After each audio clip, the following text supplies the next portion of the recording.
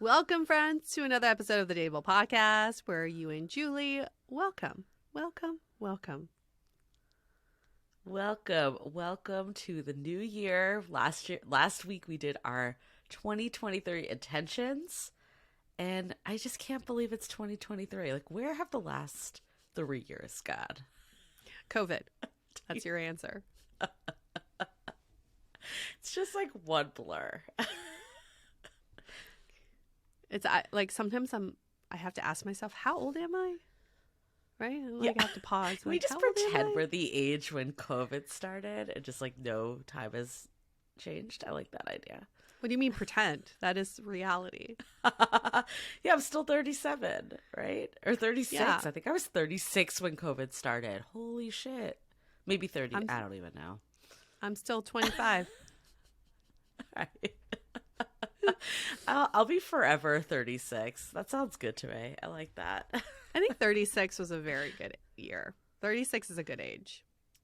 Yeah. Although 37 was when I met my partner and you met your partner. Like, clearly there's like some age difference because you're slightly older than me, but we were both 37. So I think maybe we should stay at 37. Okay. Forever 37.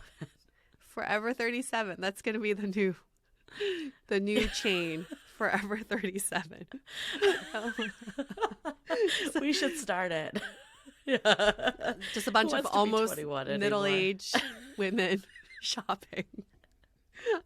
Where'd you get that top? 37 is 30. Forever 37. 37 is the perfect age, though, because I feel like you're wise, like you're in your late 30s, you know what's up, you know yourself, but you haven't hit that 40 mark yet. It's like the perfect freeze in time. Yeah, it's also when you're starting to just not give a fuck. Like, I'm not going to waste my time. Exactly. I don't need to convince someone to like me. That. I love that. Exactly. Yes, 37 is the age of don't give a fuck, which is why it should be forever frozen. So for anyone listening who is about to hit 37 or that's still years away, you have something to look forward to. For anyone who's surpassed 37 like I have, don't be depressed. It's cool. You know, maybe there's like 47 around the corner or 57. You never know. I know. I feel like I do fear my 40s, but I've also seen from you and many of my friends, my partner, that it's not so bad. It's basically the same. There's new strains that come with every age. There you go. That's the circle of life. You learn something in every decade, just with more back pain. There you go. I am having flashbacks, though, because I remember in 2019, before the pandemic, you and I sat down with maybe someone that will not be named, and we were trying to do a PR campaign, and we had this revolutionary idea to do 2020 vision, which clearly everyone ended up doing and ended up being a complete dumpster fire vision given what would unfold in the next months. But we had this idea of trends that are happening in modern dating. And I feel like in retrospect, this was not like a unique take at all. Like this person that was our PR person at the time made it seem like this was gonna like be the silver bullet for us, you know, like something that's never been done before. And it's like, no. Everyone does it. But that being said, even though everyone does it, I still think it's fun. I think it's a good way to reflect on what's been going on that informs what's happening. And, you know, just a good way to kind of have our little crystal ball, try to see what's ahead for modern daters. And at the end of the year, we can see what comes true and what doesn't. If we had a crystal ball then, we would have known that he was a really bad hire. But I guess we needed to go through that to learn from it. So there you go. There was the writing on the wall. Oh, yes. You know what? Like when you date and you're like, this doesn't feel right, but I should just do it. Like, good on paper. Feels like it's going to be the right fit. There's no reason like why it wouldn't work, but there's something in my gut telling me that I should run far away. This was the same situation. Yeah. And we ignored it. We're like, oh, this is how it's supposed to feel, right? Like, this doesn't feel right, but our friend's telling us to do this, and, like, we should just do it. Yeah, it was a friend's referral. Friend was also questionable. We should have known that from the beginning. But we did it. We had to learn from our past mistakes. But listen, if anybody needs recommendations in PR, we can tell you who not to use. We won't be blasting his name, but if you DM us, we will be happy to hand it over. This is just like dating. Sometimes you need time to figure out if someone's good for you for the long haul. And we learned with both these people that they were not. And, at the beginning, you don't always know. You go on a date. We had a nice brunch to discuss this. We left thinking like we were energized on top of the world. And, time played out. We realized we had made a mistake, and eventually we cut bait. We found some better partners in the future for PR. And, it's all a life learning. We were in the trenches like you are with dating, but with PR. And we don't need to be cryptic about what happened. I think we can just spell it out here. This person took our money, didn't do the work, kept saying that it was coming, and kept missing deadlines, kept lying to us later to find out that he gaslighting the us. money. He totally gaslit us too. He's like, I don't understand like why you guys can't just like trust that I'm doing it. It's like, well, you have shown us nothing to show that you're doing it. Nothing. He set up all these trackers and for us to look at the work. There was absolutely zero fucking work that was being done by him. And at the end, when we asked for our money back, he gave nothing back and claimed that he had already given us money by giving us some bullshit screenshot of him refunding our money, which was not the case, and then ghosted us. So that's how it ended. And he took made our money and ran. A whole list of things he's did, which we did not see happen. We did not see any of it. Later to find out that he had spent the money in, like, I don't know, court because he was being sued by someone else. That's probably what happened. Yep. Okay, I think we can stop our rant, but I do want to say the only thing I saw him do was he did tell me that time that he reached out to one of his contacts that worked at some media outlet on Facebook, and then he proceeded to tell me she blocked him after. Right. It's like, why would you tell your client that? Like, that looks so bad. Like, your one contact then blocks you? Okay, well, there were a lot of red flags here. There are a lot of red flags. But, we're better for it. We figured that shit out on our own. We met better people, and now we know how to vet them. Or at least, look at their reviews on Yelp. Listen to our gut, yes. Listen to our gut instincts. Remember that we're the prize. This is all applicable in dating. But anyways, it brought us to trends, so it has come full circle.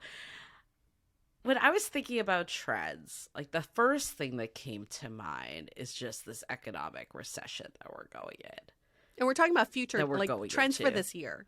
Yeah. Yes, trends for this year. When I was thinking, I'm transitioning off the PR guy as much as I want to talk about him for the entire episode. People probably don't want to hear it. But so thinking about trends, I think the one that stands out to me the most is, we're in this very turbulent time economically. We're headed, if not already in a recession, we're headed into a recession. Who even knows? But the average cost of dating is so freaking high. And, in the pandemic, we learned how to do dates that were not expensive to gain that same amount of connection without spending hundreds of dollars on drinks or dinner. And I think that's going to come back. I think people are going to start to watch, their spending a bit and look at alternative dates. It kind of zigzagged, like it was very prominent in the pandemic to do more park dates and picnics, walks, and then we got back into the real world. Everyone wanted to be out and about again, do all the activities, and I think we're going to go back to that slower pace of dating for this reason alone. There is proof that dating is in lockstep with the economic cycle. It makes so much sense. When we got out of the pandemic, or, you know, try to get out of the pandemic, people had all this money saved up. So we saw a surge in more grand dates, in more like vacation dates, you know. And now as the recession's hitting, you do see people kind of tightening up their purse strings a little bit, just like anybody would in their spending during a recession. So this makes so much sense, but I think it also makes people much more choosy in who they spend their money on, you know, in terms of dating, which is probably a good thing. You're filtering out the people who you wouldn't have the resources for. And so now it's like people can be more, they can distill it down to, okay, this is like the person I want to spend my money on now. Yeah, like in the sounding board the other night, which is our premium community that we have at Dateable, we were talking to some folks about video dates and how they don't really do it anymore. It was something that, you know, was so hot in the pandemic. And I personally think that it's so smart to do. I mean, you don't do video. I know there's video fatigue. Even just a phone call, something that could show you that, you know, you can hold a conversation with this person. I don't think it needs to be fireworks on the phone or video, but a lot of people are like, well, I just want to experience the magic in real life. Yeah, we're not disagreeing there. That's when you tell if you want to date someone. You're never going to know from a video or phone call. Absolutely. That being said, do you need to go on a date with everyone and everyone? Like, do you need to go on a date with every single person? All that does is lead to burnout and fatigue. So I personally, like, I got to the point in my dating life before I met my partner that I went on less dates, but they were with people I was excited to meet. And, you know, not all of them worked out, clearly, but I didn't have like terrible dates. I wasn't feeling discouraged. I wasn't feeling fatigued, even though they weren't working out. So I do think it's really actually a good thing for our mental health to go on less dates. And from my personal experience, from people we've talked to on this podcast, I think we think like if we go on less dates, that means we're not going to like meet someone. But when you're more intentional and focused and know what you want and know when you see a good thing, I actually think that's when it does fall into place. It's a myth, the numbers game.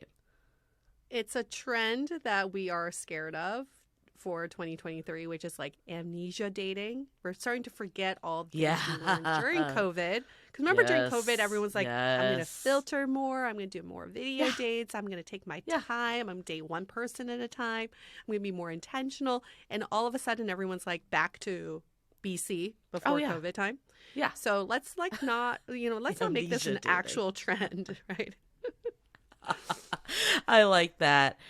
You know, I think another one we've talked about for a long time, I feel like we keep this on the list every year, and every year it makes just a little bit more headway, is sober dating. But I actually do see it coming to fruition more this year. One, because of what we just talked about, lower cost of dates, but also just the amount of, you know, sober drinks that are hitting the marketplace, bars that are only for non-alcoholic drink usage. Like, a lot of that is starting to rise up. And I do think a lot of it's the fallout of the pandemic, too, of just how much people drank to cover up all the stuff that was going on, and how we've realized, like, I know for me, I've cut back on alcohol significantly. And at first I'm like, okay, well, how am I going to have fun? How am I going to do all this stuff? And I've realized that it doesn't actually add to me having fun whatsoever. Not to say one of a drink or two. I'm not going to say I'm sober per se, but I've cut back a lot.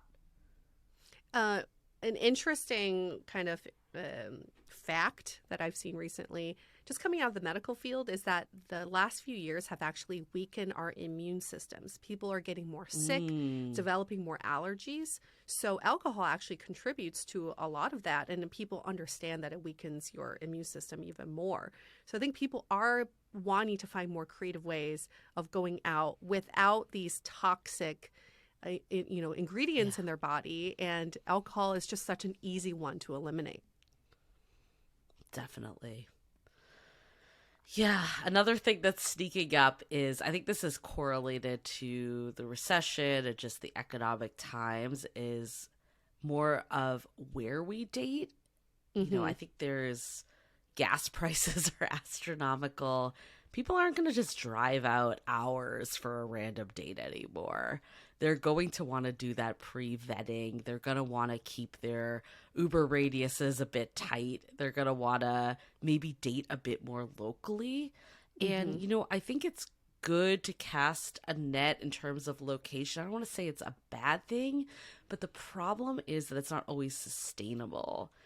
We know that dating, the real key is just continuous interaction and getting to know another person. We can't expect to fall in love after one date. It just takes repetition to some degree. And if you live an hour away, it's just another obstacle that has to happen. So I don't know. It's a hard one for people that feel like they're in a location that doesn't have as many prospects. But maybe for those people, urging you to look at the bigger picture. Like, are there other kind of filters that you can loosen up a bit? Like, there are other ways to get good people in that you can build that rapport with over time. Yeah, this is such a hard one because one of the main benefits of online dating is that you can go beyond your immediate geographic region. We couldn't do that before. Yeah. So it's sort of a privilege to be able to expand beyond your Uber radius. But at the same time, I totally understand it takes time, money to get to people. And then you also feel like you have to invest that time with someone when you do see them because you've traveled all this way. So there needs to be a balance, but it goes back to our previous point of just filtering more.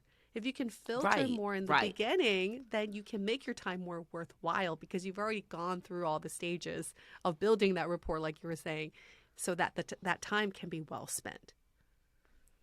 Right. I mean, if you feel like you've built the rapport on video and phone dates, maybe you're more open to driving that hour versus someone that you've never met, and it's a total crapshoot if you're going to be able to even hold a conversation. Exactly. A fun trend that we started to see in 2022, but I think it's going to be more prominent in the new year, is everyone's sort of figuring out their own sexuality or lack thereof. Gen Zers, younger generations, they've really inspired us older generations to look at who we are and are we happy? Kind of like doing what we're doing and having these relationships that we do. There's so many different facets of sexuality. It's not just hetero and homosexuality anymore. We've got, pansexual, demisexual, allosexual, asexual. There's just so much more to explore.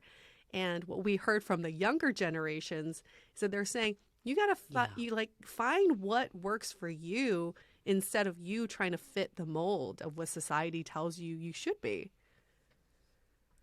Yeah, no, I think we're definitely going to see a lot more of that this year. In addition to just an overall trend of mindful dating. Again, it's something we've been talking about in this podcast a lot, but I feel like the pandemic was the real push of mental health and seeking therapy, doing all the things. And we are going to more and more, we see people like even in our Facebook group saying like, okay, I am trying to unravel these bad dating advice that I've been fed for years and just be more authentic, be more present, be more mindful, focus on what makes me feel good, not what I'm supposed to do. And I really do see that more. It's like putting yourself at the forefront and being more intentional. I know it's such a buzzword. Like, what does intentional even mean? But for me, what it is like kind of keeping that like North Star and not just budging and doing all the things, like being focused on what you want and knowing yourself well enough to recognize when something good comes along. And I will take that a step further. I would argue that a trend we will be seeing is more increase in shorter relationships. And that is a good thing because we're seeing a decrease in prolonged relationships that shouldn't be that long anyway. And I think it's because it goes back to this intentionality, mindfulness, is that people know when to end relationships now. And maybe it's just, you will have many shorter relationships this year. And that, again, is a very positive step forward. Yeah, and I think like of mindfulness, right, and other factors outside of dating is I remember going to this like mindful eating course a long time ago with a mutual friend of ours. I did not know what I was getting myself into, but you sat there like looking at the food before you tasted every bite of it, and you ate really slowly to really just like get the flavors and really take into account like when you're full, when are you just eating just to eat, like all this stuff. And I think people are going to do that with dating apps. They're not just going to be swiping on the toilet as much. Like we've been talking about this for a bit of like making that one day that you check in on your dating apps. You don't have to be just glued to them all the time. We hear so many people. Yeah, we were talking about this at the Saudi board the other night too. It's this feeling of, oh, things didn't go my way. I'm just going to like delete all the apps. Why not just use them a little less? It doesn't have to be so like apps versus IRL. Just how do you integrate it all in a way that doesn't overwhelm you? I think people are going to start to really understand that. I think of it like, you know, the do not disturb mode on your phone, that I've been trying to set that a little earlier. So, you know, I'm off my phone before bed. I feel like people are going to make those rules a little more. And I wouldn't even be surprised if dating apps help facilitate that a bit. I think it's such a great way to see the patterns in how we use technology. And we finally come around to figure out how to make dating apps work for us. It's like the advent of, think about it, when internet was first introduced to us, people did not go on the internet thinking, I'm going to search for this. It was just kind of like a internet black hole, and you just kind of like search around, see what's out there. There was the internet controlled you, you know, it was like telling you what you should be looking at. And we finally gotten a hold of that and said, okay, now there comes Google. It's a very intentional search now, and I know what I'm coming onto the internet for. Same thing with dating apps. When it first came on, everyone was like, I don't know what I'm searching for. Let's just Let's just see what's out there. And finally, we're coming around to this end of the cycle where we're saying, all right, now I know how to make this work for me. I know what I'm searching for, and I know I can spend less time on this and get more out of it. So this is a really wonderful end to this dating app journey, because we are finally taking a hold of the technology instead of letting it control us. I love that. That's such a good analogy of just like internet 1.0 versus 2.0 versus 3.0 where we're going. And I think it's the same with dating apps. Like 1.0 was the match, 2.0 was the Tinder and endless swiping. And I think we're going into a 3.0 where we are more mindful. Yeah, maybe that's a word for 2023. It's mindful everything. Yeah. Where everybody understands what that word means now. Yes, that we don't have like, what is intentionality? What is mindfulness? Right. They're just buzzwords. I'd like to take them from buzzwords to this is just ingrained in how we do life. Yeah. And then the very last trend, I think that people are going to stop quiet quitting their dating lives and really start to put themselves first once and for all. Really take control of your love life. I think we're all sick of situationships. 2022 was the year of situationships and how people have just been banging their head against the wall on it. I think it goes to our last point of just when you're more mindful, more intentional, more clear on your needs, you're like, this is not working for me. And it all plays into how do you start to say, okay, I'm a freaking catch. Like someone is out there that can see that. I'm going to go find that person, not like, oh, do they like me? Are they going to ask me out again? I think that shift is so instrumental. And personally for you and I, like that was the shift that made things start to work. And we've seen that with other guests on the podcast. And I think more people are going to say, enough is enough. I'm not letting other people control my dating life. And hopefully that bleeds into people wanting less of the vanity swipes. We've seen too much of that in the last decade. You're wasting people's time when you're just building your fan club on dating apps. Maybe people will seek that validation a little bit less and, you know, become more, again, mindful in what they're looking for on dating apps and treating each other as human beings, being accountable for your own actions and taking accountability, really being responsible for your own actions. Yeah, and Plenty of Fish actually published their predictions. They had one calling a shift towards main character energy. So they said 49% of singles say they made changes to put themselves first, and 32% of single men say that a potential date has rejected them because they want to focus on themselves. And I do think that makes sense coming out of the pandemic. We have seen that people have taken that time to reflect, and maybe even in the year like 2021, 2022, when we kind of came out of it a bit more, people just went back into things, and now they're still seeing like that's not working. So let me put myself first. So I definitely see the kind of correlation between what we're saying here with putting yourself first to this main character energy. Oh, big dateable energy. MCE. BDE. And then BDE, big dateable energy. I like that. I like both of those. Yeah. Thank you to our moderator, Caitlin, for coming up with that one. I love this big dateable energy. Yeah. Show it, grow it, share it. Yes. Okay. If you could think of one trend for 2023, it's having that BDE, big dateable energy. There you go. Perfect way to sum up 2023. There you go. Let's hopefully another COVID won't be coming our way so we can actually carry out these trends and predictions. But you know what? Anything can happen in the next 11 months. So yeah, enjoy, hopefully this was helpful. Hopefully it was insightful. Hopefully it's putting you on the right track, mindset wise, to just get out there, enjoy yourself, be mindful, put yourself first, be conscious of what's going on in the world economically, and just everything out there to realize, you do you figure out what works for you and make that love life that you've always wanted. And Julie and I will always be your biggest cheerleaders and supporters. We are in your corner.